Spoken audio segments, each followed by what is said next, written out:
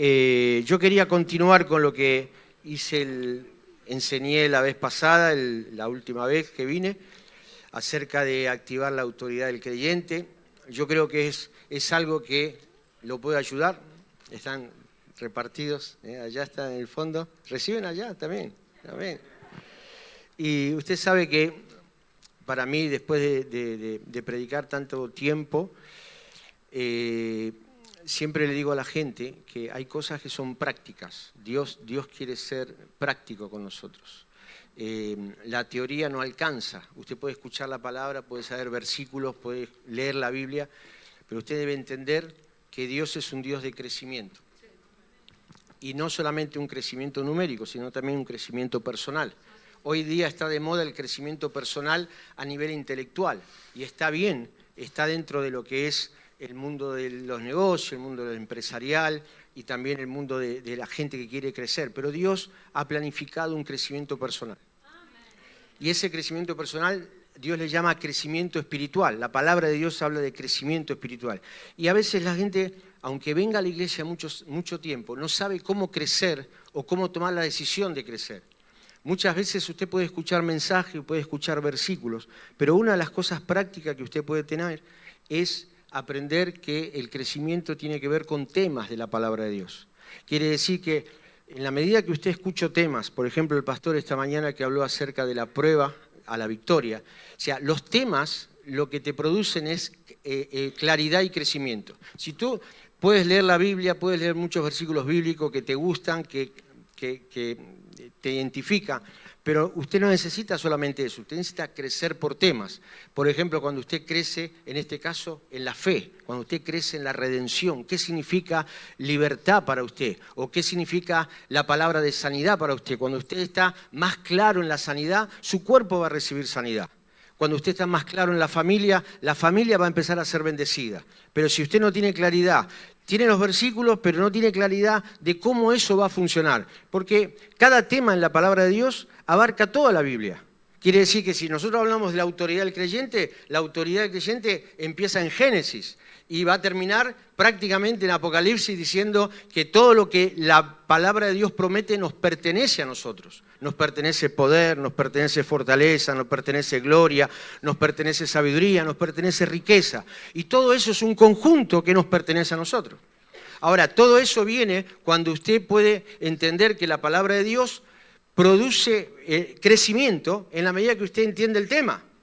Si usted, como mucha gente a lo largo de los años, entiende un poco de esto, un poquito de lo otro poco lo otro, es como que no tiene claro nada.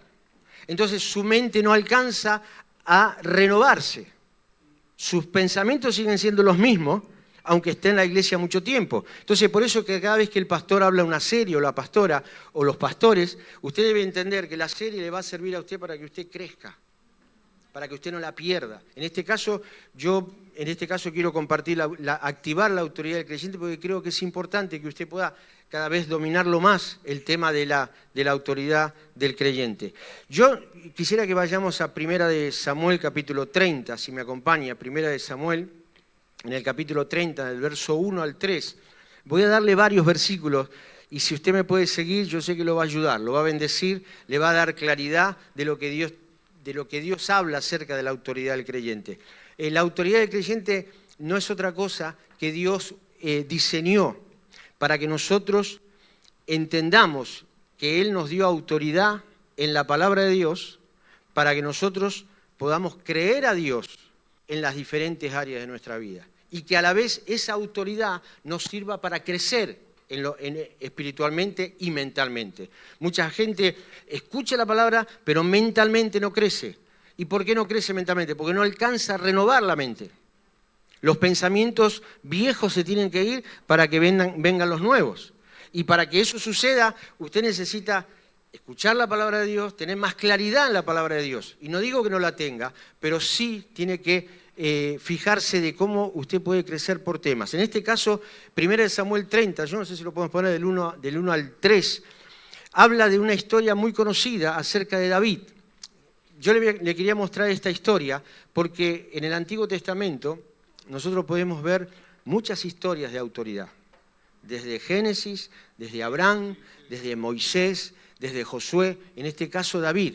Dice la Biblia que cuando David, versículo 1, David y sus hombres vinieron a Siclá, y al tercer día los de Amalec habían invadido el Neguer, Isaac, habían asolado a Isaac y Siclag, y le habían prendido fuego. Se lo voy a resumir. Versículo 1, versículo 2, versículo 3. Habían llegado los enemigos, le habían destruido el campamento, le habían secuestrado a sus mujeres, a sus esposas, le habían secuestrado a sus niños, le habían destruido todo lo que tenían y le habían robado todo. Y resulta que todo el mundo se enfrentó a David, porque David era el líder. Entonces David, dice la Biblia en el versículo número 8, dice David que lloró, el pueblo lloró por todo lo que había perdido. Pero ¿sabe una cosa? Llorar no te va a cambiar. Llorar te puede descargar, pero no va a cambiar las circunstancias. Entonces dice la Biblia que en el versículo 8 David consultó a Jehová, consultó a Dios. Podríamos decir que fue a buscar a Dios, fue a buscar la palabra de Dios. Y dice que cuando llegó al versículo 8, Dios le habló y le dijo, ahora te toca a ti perseguir a tus enemigos, alcanzar a tus enemigos y recuperarlo todo. Eso que nos está mostrando en el versículo 8, que cuando Dios te quiere hablar, siempre que Dios te hable, tiene que ver con que tú recuperes, con que tú tomes autoridad y con que tú vayas a buscar lo que se te ha robado. Y la Biblia, ¿sabe una cosa? La Biblia tiene tres conceptos que creo que le pueden servir para que usted pueda entender mejor la palabra de Dios. La palabra de Dios nos habla de tres conceptos más para que usted pueda entenderlo. El primer concepto es que la Biblia coloca modelos para nosotros seguir. Hay modelos en la palabra de Dios, sobre todo en el Antiguo Testamento. Este es un modelo, el de David. El modelo, por ejemplo, de David y Goliat. El modelo del Arca de Noé. El modelo de la vida de Abraham. O sea, son todos modelos. ¿Para qué son modelos? Para que nosotros miremos la palabra y lo podamos copiar. Hay modelos positivos, pero también hay modelos negativos, para que usted los mire y no los copie. Quiere decir que la Biblia está escrita en modelos. También la Biblia está escrita en principios. Diga conmigo, principios. Principios, por ejemplo, el principio de la fe, principio de siembra y cosecha. Quiere decir que usted puede entender la palabra de Dios también a través de principios. Y lo último, la Biblia está escrita por doctrina o por enseñanza. Quiere decir que la doctrina, como se suele decir en el Nuevo Testamento, la doctrina es la sana doctrina, la enseñanza sana. ¿Cómo sabemos que es sana? Porque te cura, porque te establece, porque es saludable para tu familia, es saludable para tu vida espiritual, mental y física. Entonces, no es muy difícil entender que Dios es un Dios práctico, modelos por un lado, principios por el otro y por el otro lado doctrina o enseñanza. Nosotros necesitamos las tres cosas. Necesitamos entender los modelos. Este es un modelo. ¿Y por qué le digo de modelo? Porque yo puedo copiar lo que David hizo. Puedo llevarlo y traerlo a mi vida para perseguir todo aquello que se me ha robado, o todo aquello que te falta, o todo aquello que tú tenías y que ya no lo tienes, o que te gustaría alcanzar y te has quedado y no lo has alcanzado. Entonces, por eso, cuando consultamos a Dios, Dios nos dice, quédate de brazos cruzados, pon todo en las manos de Dios y espera a ver qué pasa. No, la palabra de Dios le fue clara, persigue y alcanza. Si usted mira el Salmo 18, habla aquel salmo famoso que hemos cantado toda la vida en la iglesia. Perseguí a mis enemigos y los alcancé. Y no paré hasta destruirlos. Quiere decir que el espíritu de fe que había en David y había en esa gente fue para alcanzar lo que le habían robado, perseguir a aquellos. Ahora, eso es una fotografía de la autoridad. Es para que nosotros recuperemos esa autoridad. Por eso, si ustedes me acompañan, si pueden tomar nota o pueden ver en el versículo, primera de Corintios, capítulo 10, verso 11, habla en el Nuevo Testamento, un poco refleja y nos enseña el por qué es importante un modelo del Antiguo Testamento. ¿Por qué el Antiguo Testamento es importante para aprender de la palabra de Dios? Primera de Corintios, capítulo 10, versículo 11. Mire lo que dice. Y estas cosas les acontecieron Y aquí está hablando de todo el Antiguo Testamento y más que nada enfocado en la vida de Moisés y el pueblo de Israel, que fue el gran tipo, el gran ejemplo para nosotros. Ahora, aquí dice que estas cosas les acontecieron en el Antiguo Testamento, en este caso los modelos que vemos en el Antiguo Testamento, para que nosotros lo tomemos como un ejemplo. La palabra ejemplo son tipos. O sea, usted ve en el Antiguo Testamento un tipo de Dios para que funcione en su vida. Y dice que como ejemplo están escritas. ¿Para qué están escritas? Para corregirnos a nosotros. Quiere decir que las cosas que pasaron antes es para corregirnos para bien, y si habían sido decisiones malas, para mal. Quiere decir que yo tengo que ver qué es lo que está escrito en el Antiguo Testamento como un modelo que me va a servir. David venció a Goliat por fe. David venció a Goliat por el poder de palabras. David venció a Goliat diciendo, hoy te voy a cortar la cabeza. Quiere decir que David se determinó. Eso fue un modelo para que nosotros hoy lo podamos copiar. Ahora, en este caso dice, estas cosas están escritas. ¿Para qué están escritas? Para corregirnos, amonestarnos ¿a quién? A nosotros. Quiere decir que todo lo que está escrito ha sido para quienes han alcanzado los fines de este siglo, que somos nosotros. Por eso dice el Nuevo Testamento. Por eso usted cuando empieza a entender los diferentes puntos de la autoridad del creyente en el Antiguo Testamento, nos va a servir a nosotros para que usted pueda aplicarlo a su propia vida, a su propia vida cotidiana. Que usted pueda aplicar la palabra de Dios respecto a la autoridad que dice la palabra de Dios acerca de nosotros en Cristo Jesús. Ahora, ¿por qué le digo esto? Recién estábamos hablando de la vida abundante, hablaba Esteban acerca del poder que hay en la vida abundante. Si quieren, quisiera que me acompañe a 2 de Corintios, capítulo 5, verso 17. Bueno, lo podemos poner aquí, lo podemos ver aquí en la pantalla. Y yo quiero comentarle,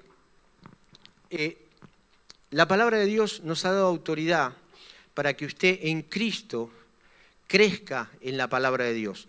La palabra de Dios no ha sido solamente el hecho de que usted venga y escuche, sino que la palabra tiene el plan de que en Cristo usted crezca en la palabra. Porque cuando usted crece en la palabra, crece en Cristo. Y cuando crece en Cristo y en la palabra, esa es la vida abundante.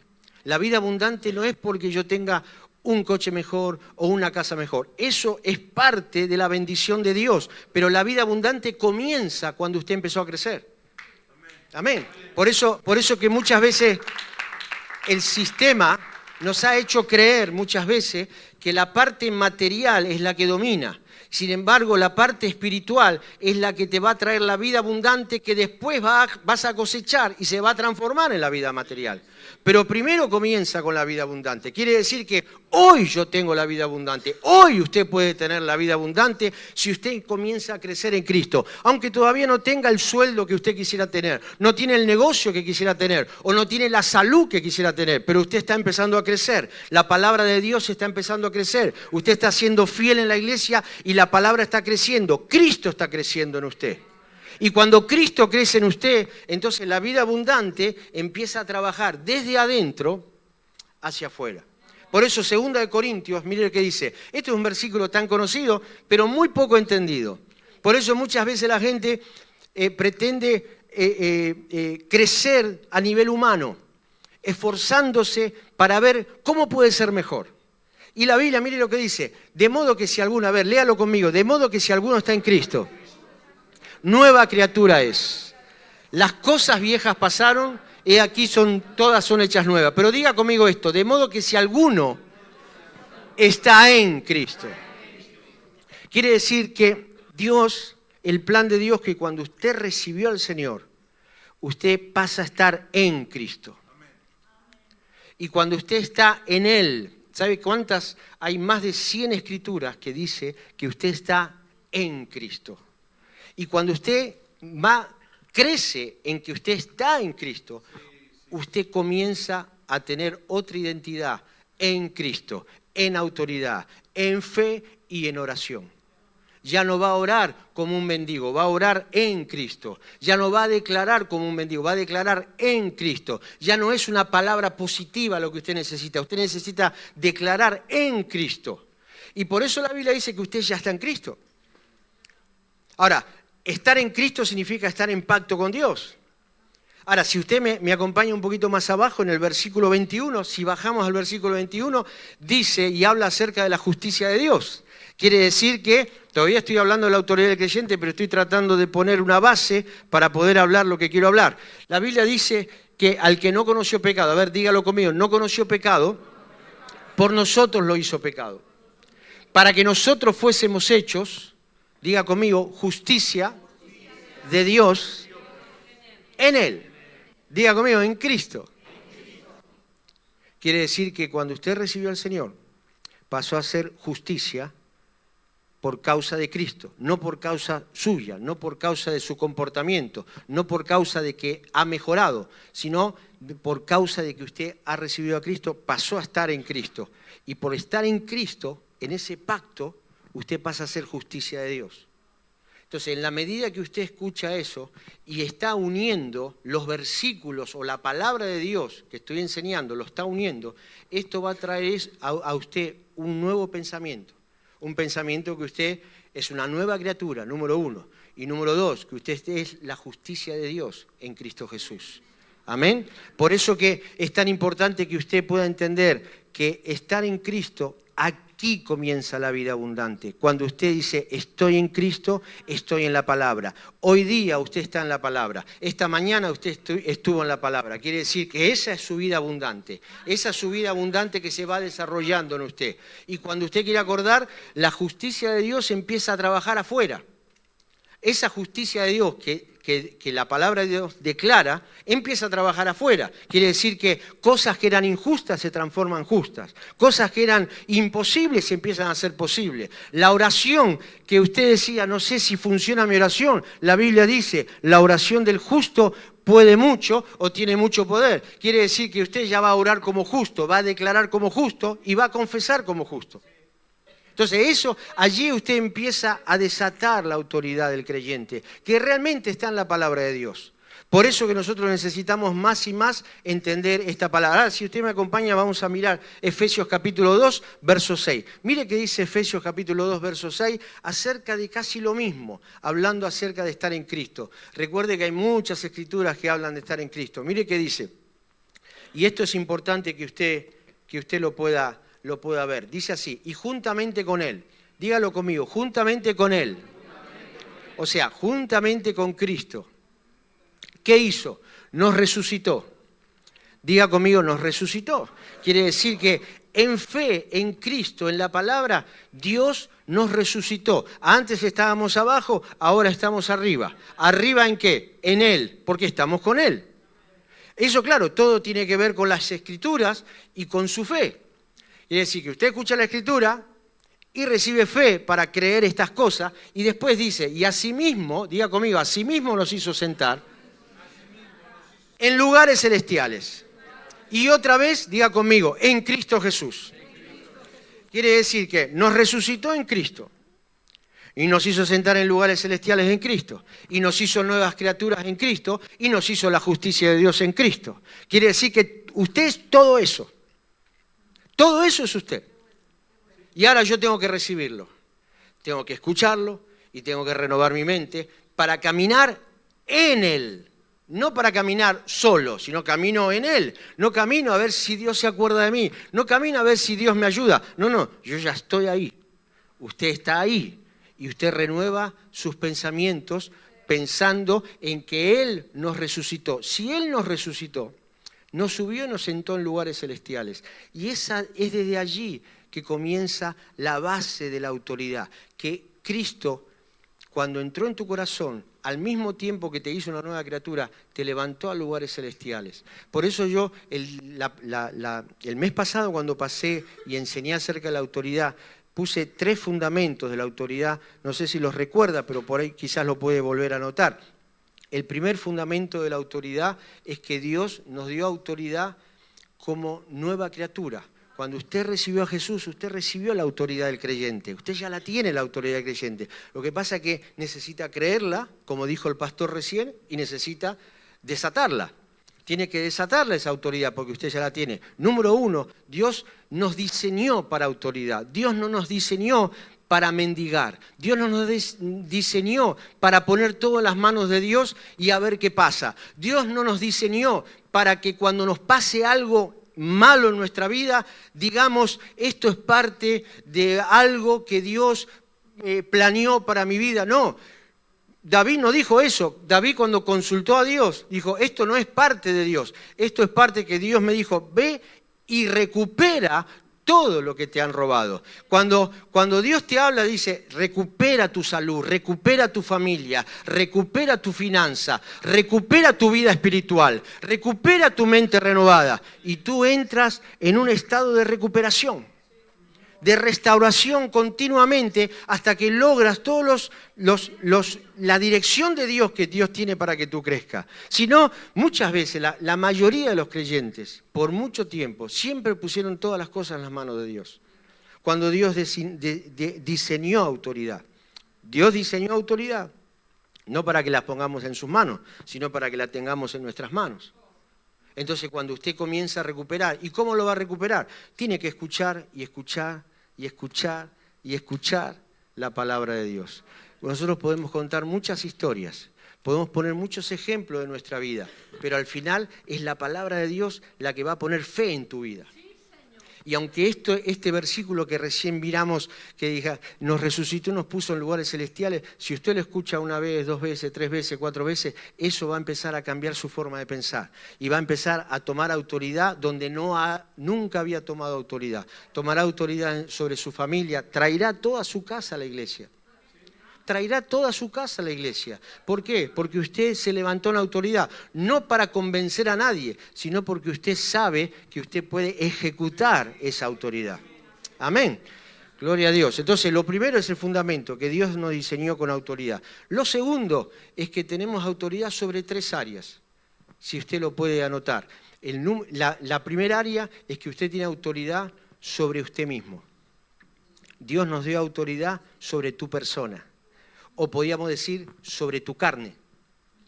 Muchas veces hemos escuchado el famoso versículo, la carne es débil, ¿verdad? Pero eso está en otro contexto y la gente lo usa como una excusa para decir, mira las cosas que me salen mal, que yo soy débil, que no. La Biblia dice, diga el débil, fuerte soy. Quiere decir que usted tiene autoridad sobre su carne, usted todavía puede manejar su carne, usted todavía puede controlar su carne, porque usted tiene la autoridad. El único que tiene la autoridad sobre usted es usted. Por eso hoy usted vino a la iglesia, porque tiene autoridad para venir a la iglesia. Si Dios quiere voy. No, no es que si Dios quiere, si tú quieres vienes. Y tú, bendito sea Dios, has querido. Amén. Ahora fíjese, muchas veces decimos, vinieron los que tenían que venir. No, muchas veces no vienen los que tienen que venir. ¿Por qué? Porque necesitan aprender a tomar autoridad sobre su propia persona. Porque la mayoría de las veces, cuando nosotros no sabemos que tenemos autoridad sobre nuestra carne y sobre nosotros mismos, le echamos culpas a terceros de las cosas que nos pasan. Nos pasan cosas, decimos, fue por culpa de él, fue por culpa del otro, fue por culpa de la iglesia, del pastor, de Dios. A veces le echamos la culpa a Dios también, al gobierno, a terceros, cuando nosotros somos responsables de tomar autoridad sobre nosotros mismos. Pero usted tiene que entender que la primera autoridad es sobre su carne. La segunda autoridad es sobre las circunstancias que la Biblia enseña. Por eso dice, cualquiera que dijera este monte, quítate y échate en el mar. El monte son las circunstancias. Usted puede mover un monte. Ahora, ¿qué significa mover un monte? Mover un imposible. Diga conmigo, un imposible. Sí, pero para las cosas posibles usted lo puede hacer. Para un trabajo usted no necesita fe ni autoridad. Usted puede tener un trabajo sin fe ni autoridad, ni siquiera orar. Así que no diga el trabajo es una bendición, porque usted lo puede conseguir sin hacer nada. Pero lo que yo estoy hablando de la autoridad del creyente y de fe es para conseguir cosas imposibles, conseguir cosas que nunca has conseguido, conseguir cosas grandes y sueños grandes que nunca has conseguido y conseguir cosas imposibles que nunca has conseguido. Sueños grandes. Entonces, esa es un mover de montañas. Y lo tercero es autoridad sobre el diablo. La Biblia nos dio autoridad sobre las tinieblas, sobre la maldición. Cuando hablamos del diablo, hablamos de maldición. Quiere decir que usted todavía sigue teniendo autoridad sobre él. La Biblia dice, resiste al diablo y de ti huirá. Quiere decir que yo tengo que pararme firme. Ahora, ¿por qué me voy a parar firme? Cuando se me venga todo encima, ¿me voy a parar firme o voy a dejar que todo se me caiga encima y decir, será el propósito de Dios que el diablo hizo lo que hizo. No, no, no. Usted tiene que tomar autoridad. La Biblia dice resistir y huirá de ti. La Biblia habla mucho acerca de resistir. Y la palabra resistir es empujar con autoridad. Quiere decir, hay cosas que no se han ido de tu vida porque no las has empujado. Y no las has empujado porque no has entendido autoridad. No porque seas un mal creyente. No es porque seas un mal creyente, sino porque todavía no has entendido autoridad. Pero bendito sea Dios, que esta semilla te pueda servir para poder levantarte en autoridad. Porque Dios no te va a levantar, te vas a levantar tú. Y cuando te levantes tú, las cosas se terminan. Hay muchas cosas que se pueden terminar en el momento que tú te levantas. ¿Por qué? Porque todavía sigues siendo el capitán de tu vida, todavía sigues siendo el capitán de tu barco, todavía sigues teniendo autoridad, aunque el diablo te haya dicho muchas veces, esto está terminado, esto no va a funcionar. Si todavía tengo la autoridad en mi mando para bendecir mi casa, para bendecir mi economía y para declararme sano en medio de un mal diagnóstico, me puedo declarar sano. Por eso necesitamos restaurar la autoridad. Y este es un mensaje que muchas veces usted puede apretar con su dedito en internet y va a escuchar todo este mensaje al revés. Que el propósito de Dios, canciones cristianas, tan llenas de humanismo. Porque esto no es humanismo, lo que acabo de decir, lo que acabo de leerle, no es humanismo. Es una locura en Dios, porque ¿quién nos va a resucitar y nos va a poner en lugares celestiales? Es un tema espiritual, es un tema divino. No es un tema humano. Yo no puedo bajar a Cristo y adaptarlo a mi vida en terraza. No, yo tengo que subir y renovar mi mente y tomar autoridad. Usted ha tomado autoridad sobre la pandemia. Cuando vino la pandemia. ¿Tomó autoridad para qué? Para rechazar eso. Si no, muchos se han muerto. Muchos no han podido soportar. ¿Por qué? Porque lo natural lo arrasó. Porque lo espiritual no apareció. Pero bendito sea los que enseñaron la palabra de fe, la palabra de autoridad, la palabra de oración, porque eso lo mantuvo y lo hizo resistir hasta la victoria, como decía el pastor, resistir hasta la victoria. Aleluya. Bendito sea Dios. Por eso, y el último paso que yo le dije la última vez que vine, le hablé de que la forma práctica para ejecutar la autoridad es el poder que hay detrás de la oración. No voy a decir nada nuevo, pero quizás muchos de ustedes necesitan avivar la oración en su vida, porque pensamos que la oración es un tiempo para cuando necesito orar. No, la oración es un tiempo para desatar la autoridad. Tú no vas a desatar la autoridad conversando o tratando de convencer a tu ser querido o a alguien. No, tú desatas la autoridad cuando envías la oración a esa situación, envías la oración a esa persona, envías la oración. ¿Por qué? Porque hay poder en la oración y porque en la oración es el medio de desatar la autoridad. Muchas veces tratamos de hacer las cosas a nivel humano, no tratamos de hacer las cosas a nivel divino. Y Dios quiere renovar la mente para que nosotros podamos ejecutar la autoridad del creyente a través de los modelos de oración que hay en la Biblia. Diga conmigo, modelos de oración. Yo le hablé la última vez de 6 tipos de oración. Hay varios tipos de oración que usted puede aprender a orar. Mire, mucha gente dice, hay que orar. Sí, pero ¿sabe orar? Esa sería la pregunta. ¿Hay que orar? Sí, hay que orar, pero ¿sabe orar? Porque orar no se aprende de la noche a la mañana. Es un aprendizaje. Un hombre de Dios dijo, necesitamos ir a la universidad de la oración. ¿Qué significa? Que usted tiene que orar una vez, y 2 veces, y 3 veces, y aprender, y en la práctica, y desatar. Y no funcionó, tengo que aprender a orar. Y no funcionó, tengo que aprender a orar. Y no funcionó hasta que funciona. Hasta que usted ve que su oración está trabajando, que su oración está trayendo uno por uno a sus seres queridos, que su oración está trayendo su negocio hacia arriba, que su oración está trayendo todo lo que usted soñó, está empezando a funcionar por causa de su vida de oración. Ahora, por eso nosotros necesitamos las 3 partes, diga conmigo, fundamentos de autoridad, las 3 autoridades. Y eso, cuando usted más lo escucha, más lo va a dominar. Y número 3, ejecutarlos a través de la oración. Por eso que hemos escuchado tanto, los pastores hablan mucho de la oración. Usted seguramente ha orado, pero nunca piense que ya lo sabe. Usted necesita practicar la oración, saber cuándo es la oración de fe, cuándo es la oración por la palabra, cuándo es la oración unida, cuándo es la oración de acuerdo. Cuando oramos todos juntos en la iglesia, es la mejor oración, porque usted aprende a orar al lado de los que saben orar. Usted aprende a cualquier cosa que usted aprende, lo va a aprender al lado de otro. Y si hay alguien al lado suyo, y si sus pastores saben orar, usted va a aprender a orar.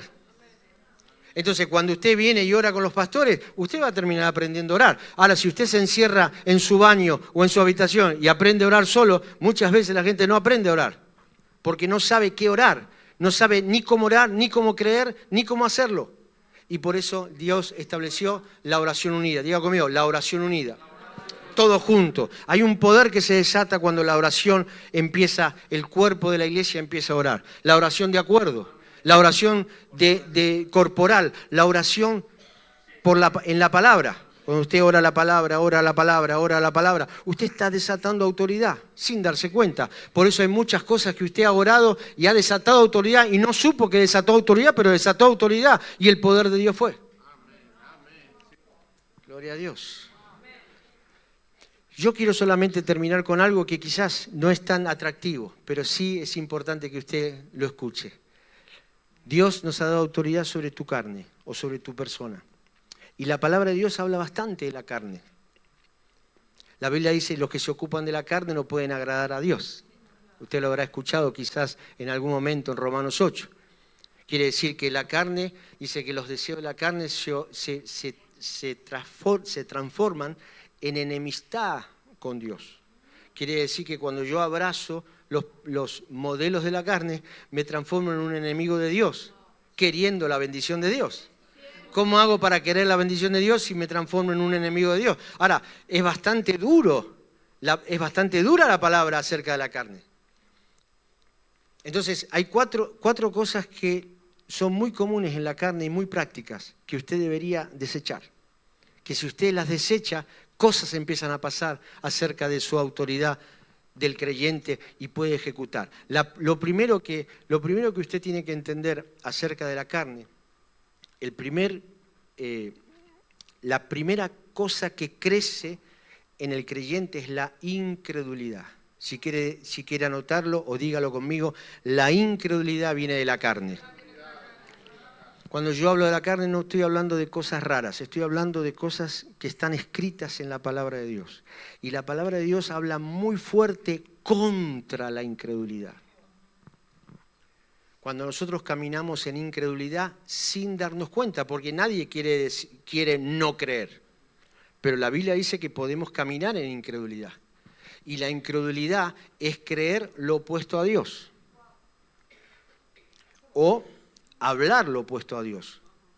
Por eso yo quiero decirte, si usted quiere anotar, todo lo que tiene que ver con carne o con caminar en la carne tiene que ver con palabras. Usted quiere preguntarme, ¿dónde puedo darme cuenta que estoy caminando en la carne? Escúchese hablar. Si usted se escucha hablar, sabe si está en la carne o si está en la autoridad. Ahora, no es un buen negocio estar en los principios de la carne. Estamos hablando de incredulidad. La incredulidad es hablar, dice, hasta que no lo vea, no lo creo. Es muy simple, parece hasta un juego, pero estás en incredulidad, estás fuera, estás en el grupo de Tomás y tienes que ir al grupo de fe. Y la Biblia habla muy fuerte en contra de que. Fíjese lo que dice Romanos 3.3. Si miramos Romanos 3.3 un momentito, versículo 3 y versículo 4, en Romanos capítulo 3, habla acerca de la incredulidad. A ver, mire qué dice. Mire, es una pregunta. A ver si se anima a leerla conmigo. Dice, pues ¿qué? Si alguno de ellos han sido incrédulos. Es una pregunta. Y después dice otra vez, su incredulidad habrá hecho nula la fidelidad de Dios. Es una pregunta. Quiere decir que si yo, sin darme cuenta, camino en incredulidad, la fidelidad de Dios sigue funcionando, pero no para mí. Entonces, caminar en la carne me va a costar. ¿Me va a costar qué? Me va a costar la bendición de Dios, me va a costar la autoridad y me va a costar cambiar cosas. Y entonces dice, versículo número 4, lo responde solo, dígalo conmigo, ¿de ninguna qué? De ninguna manera. No hay forma. ¿Por qué? Porque Dios es veraz y todo hombre sea mentiroso, como está escrito, para que seas justificado en tus palabras. ¿Dónde se desata la incredulidad? En tu boca. ¿Y dónde se desata la fe? En tu boca. ¿Dónde se desata la confianza? En tu boca. ¿Y dónde se desata la incredulidad? En tu boca. Entonces, cuando viene el diagnóstico negativo, ¿qué vas a decir? ¿Qué vas a hablar? Vas a necesitar fe, vas a necesitar palabra, vas a necesitar saber que estás en Cristo y vas a necesitar no hablar incredulidad, porque la incredulidad te sacará de la fe. Y cuanto más hablas incredulidad, estás en la carne. Dice, pero yo soy un creyente espiritual, pero estás en incredulidad.